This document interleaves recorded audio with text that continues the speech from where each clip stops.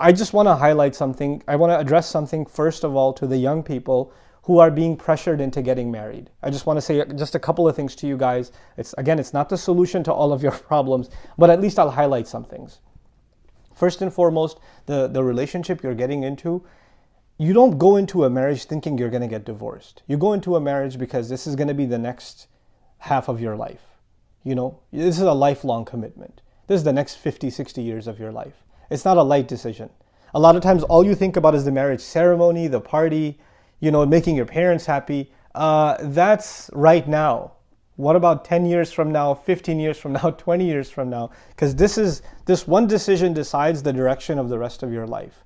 So if there was one time where you speak out and say your opinion and take a stand, with all due respect, this is the time. You're not being disrespectful. This is a right Allah gave you. This is a serious decision which has to do with your life, not your parents' life more than it has to do with yours. Of course, you should be making a wise decision on who you marry and what kind of person they should be, and your parents should have a say in that. But if your parents don't have exclusive say, the dominant say is actually yours. And subhanAllah, and even the ayah, وَأَخَذْنَا مِنْكُمْ, they've taken from you. The women have taken from you. Allah didn't even mention their walis. He mentioned the women themselves. You are going to be, the sisters I'm talking to now, you have to be comfortable with the person you're marrying. Of course, if you come from a conservative family and a religiously observing family, you don't go out and party. You don't go talk to men casually. You're not going to get to know the guy by going on a few dates before you decide. Of course, you're not going to be comfortable entirely with marriage because it's a new thing in your life, but at least you're going to have some level of comfort with the idea. You're going to be, okay, you know what, this seems like a good person. To my side, as best as I can find out within the realm of Sharia, this seems to be a good person. I think this is a good match for me. Allahu A'lam if it's the best match, and sometimes people get married and they get divorced. This even happened with Sahaba. But we do our due diligence, right? You have to be happy going in. You shouldn't be settling in a relationship going in. The same is true of guys. Guys, speak up and, let your opinion be heard. That doesn't mean you're being disrespectful unless you're being disrespectful in the way you say it. See, disrespect is not about what you say. A lot of times what you say is legitimate. It's your right. You have the right to say something. But how you choose to say it, the tone you choose to use, all of these things matter. So be wise in how you bring this up to your elders. To the elders, I'd like to say that if your children are 24, 25, even 22, 23 years old, they're way over adults. And if they come to you saying, I want to marry this girl, or I want to marry this man, then first of all, and you're living in the West, let me add one more condition here. If you're living in the West, then try to understand something. They would not have brought this proposal up if they weren't serious. Second of all, they're not children anymore. You can call them children when they're 85 years old and you're 150. It won't matter. They're not children anymore. They're adults.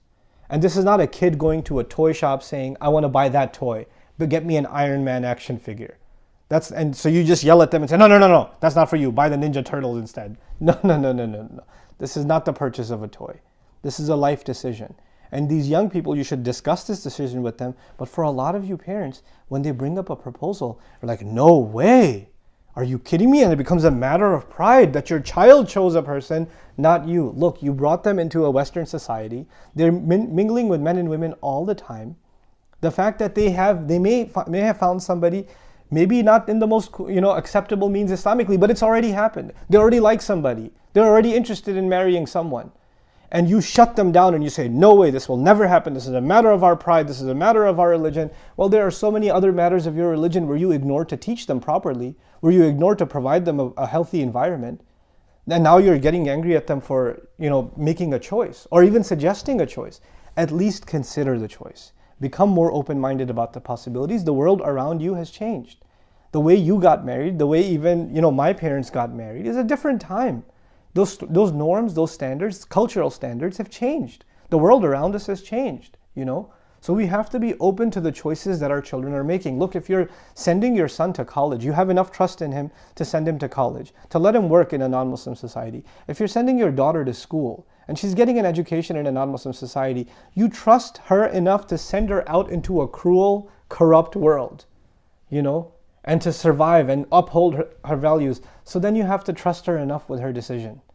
At least enough to consider her decision. Even if you don't like the choice at first, at least to consider that decision. So be a little more open-minded about this discussion and control the tempers. No, there's no need for overly dramatic language. There's no need for, oh my God, all of my dreams have shattered and you're no longer my son and all of this stuff. Just take it easy. Take it easy. Everybody needs to be able to say how they feel. In many Muslim cultures, parents don't open up. They only open up when it's like too late. And children don't say anything because they're too afraid of what their parents might think. We need to change that culture. We need to have a culture of open, honest, and yet at the same time respectful communication.